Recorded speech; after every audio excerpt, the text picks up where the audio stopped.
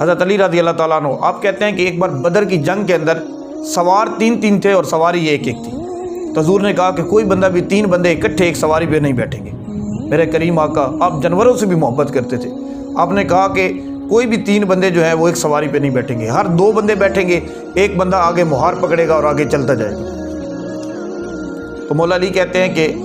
ہمارے پیارے آقا، میں اور ابو دردہ رضی اللہ تعالیٰ عنہ ہمارے حصے میں ایک سواری آتی ہے، تو سب سے پہلے حضور بیٹھتے ہیں اور مولا علی کہتے ہیں کہ میں بیٹھ جاتا ہوں، ابو دردہ رسی پکڑ کے آگے چلنے لگ جاتے ہیں۔ پھر تھوڑے فاصلے کے بعد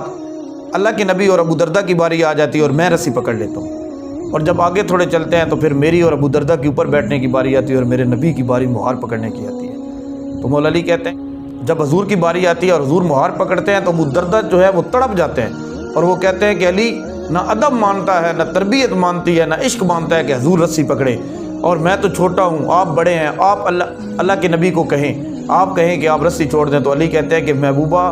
آپ اگر رسی چھوڑ دیں، تو اللہ کے نبی کہتے ہیں نہیں علی، اگر میں انصاف نہیں کروں گا، میں عدل نہیں کروں گا، تو پھر کون عدل اور انصاف کرے گا؟